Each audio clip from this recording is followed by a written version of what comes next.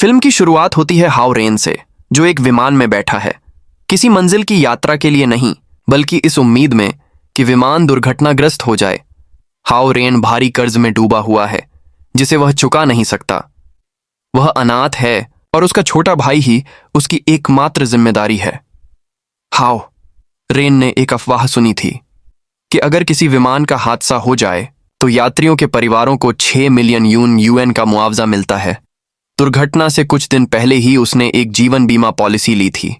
वह इस उड़ान पर सवार हुआ, ये सोचकर कि अगर विमान गिर गया तो उसका कर्ज मिट जाएगा और उसके भाई का भविष्य सुरक्षित हो जाएगा। इन्हीं विचारों में डूबा हाओ रेन अचानक अपनी नजर रुआन पर डालता है, उस औरत पर जिससे वह कभी बेहद प्यार करता था।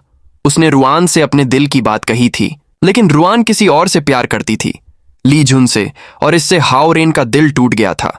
अब वह देखता है कि रुआन और ली जुन दोनों उसी विमान में सवार हैं। यात्रा शुरू होती है, लेकिन जल्द ही हाओ रेन की वह भयावह इच्छा सच हो जाती है। विमान एक अज्ञात द्वीप पर दुर्घटनाग्रस्त हो जाता है। हाओ रेन होश में आता है। चमत्कारिक रूप से बिना किसी चोट के पायलट और कई यात्री मर चुके हैं। बचे हुए लोग घायल हैं। कुछ मदद के लिए कॉल करने की कोशिश करते हैं, लेकिन नेटवर्क नहीं है। रुआन और ली जुन भी जीवित हैं। ली जुन कहता है कि इतनी ऊंचाई से गिरकर भी जिंदा रहना किसी चमत्कार से कम नहीं।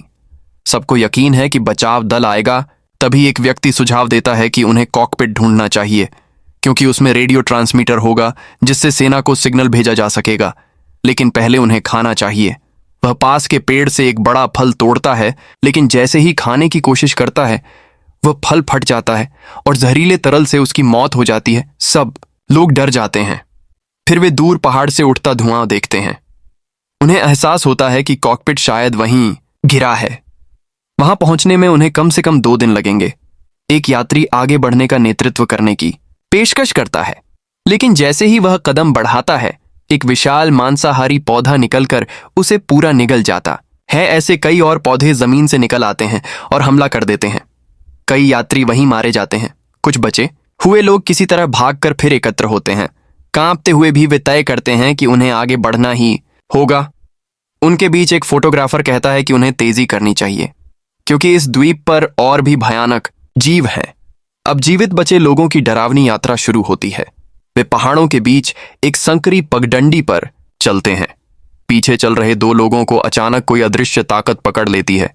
एक किसी तरह बच जाता है और बताता है कि दूसरा आदमी गायब हो गया।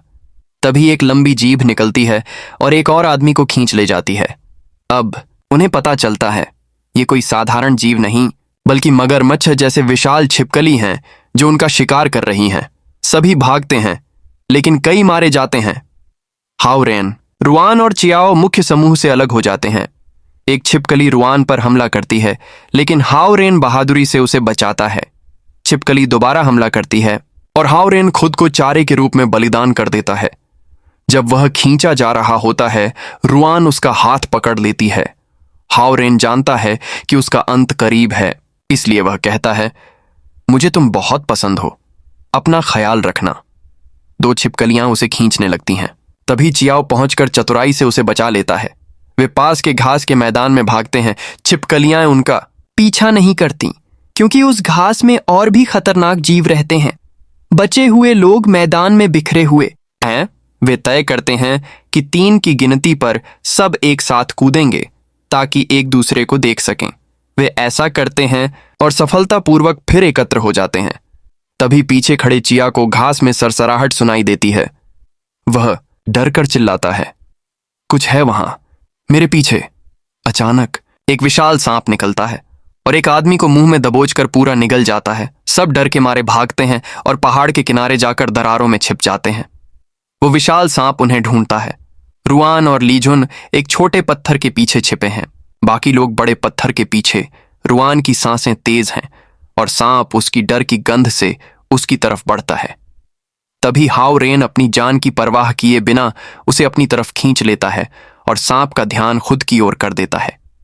जैसे ही सांप हाओ रेन पर झपटता है, चियाओ एक जहरीला फल उठाकर उसकी तरफ फेंकता है। फल फटता है और उसका जहर सांप पर गिरता है, जिससे वह तड़पता हुआ पीछे हट जाता है। रात हो जाती है। वे एक गुफा में रुकने का फैसला करते हैं। ठंड बहुत ज्यादा है वे लकड़ियां इकट्ठा करते हैं, लेकिन आग जलाने का कोई साधन नहीं है। तभी फोटोग्राफर देखता है कि एक चट्टान से कच्चा तेल रिस रहा है। वह कहता है, अगर धातु मिल जाए तो आग जलाई जा सकती है। किसी के पास धातु नहीं है। तब हाओरेन अपना लॉकेट देता है, वही लॉकेट जो रुआन ने उसे कभी दिया था। रुआन उसे देखकर समझ जाती है कि हाओरेन आज भी उसे कितना चाहता है। फोटोग्राफर उस धातु से ऑक्सीडेशन द्वारा आग जला देता है।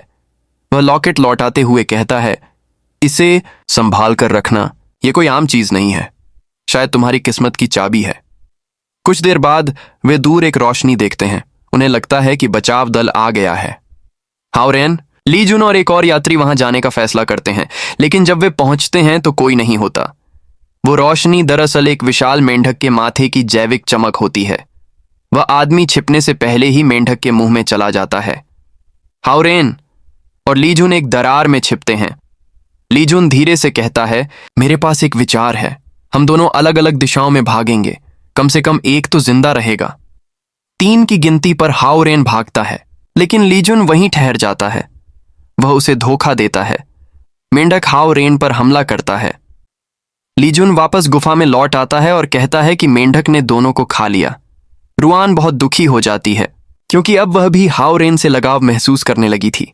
अचानक झाड़ियों में आवाज आती है और हाओरेन जिंदा निकल आता है। असल में जैसे ही मेंढक उसे खाने वाला था, एक और विशाल सांप आकर उस मेंढक को निगल गया। अगली सुबह वे आगे बढ़ते हैं।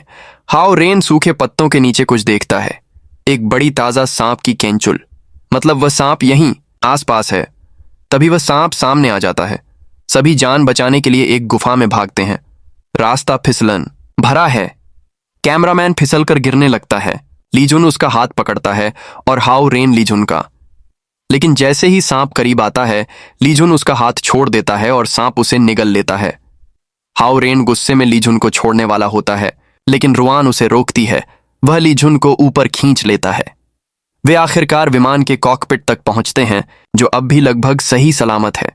एक एयर होस्टेस जो उनके साथ जीवित है, इंजन चालू करती है। वह अभी भी काम करता है। हाओरेन देखता है कि रेडियो ट्रांसमीटर कुछ दूरी पर पड़ा है। वह उसे लेने जाता है और वहीं उसे टूटे हुए सांप के अंडे दिखते हैं। जब वह लौटता है, वही जहरीले फल वाला सांप फिर लौट आता है, अब पहले से ज्यादा गुस्से में।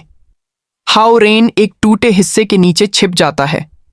रुआन मदद करने की कोशिश करती है, लेकिन उसका हमला असर नहीं करता। सांप उसके ऊपर झपटने वाला होता है। तभी हाओरेन उसे खींचकर नीचे ले आता है। तभी 2 और भयानक सांप आ जाते हैं। अब तीनों सांप हाओरेन और रुआन पर हमला करने लगते हैं। उसी समय ली जुन विमान पर लोहे से मारते हुए चिल्लाता है, इधर आओ, मुझ पर हमला करो। सांपों का ध्यान उसकी ओर चला जाता है। वह एयर होस्टेस से कहता है, जल्दी इंजन चालू करो, लेकिन सांप विमान में घुस आते हैं और चियाओ, एक यात्री और एयर होस्टेस तीनों को खा जाते हैं। फिर भी एयर होस्टेस ने मरने से पहले इंजन चालू कर दिया था। इंजन के ब्लेड घूमते हैं और तीनों सांप उनके अंदर फंसकर कट जाते हैं। ली जुन हाओरेन और रुआन से कहता है कि उसने कैमरामैन का हाथ नहीं छोड़ा था, बल्कि कैमरामैन ने खुद छोड़ दिया ताकि बाकी बच सकें। तभी हाओरेन और रुआन के चेहरे सख्त हो जाते हैं, क्योंकि उनके पीछे से सबसे बड़ा और भयानक सांप आ चुका है। वह तुरंत ली जुन को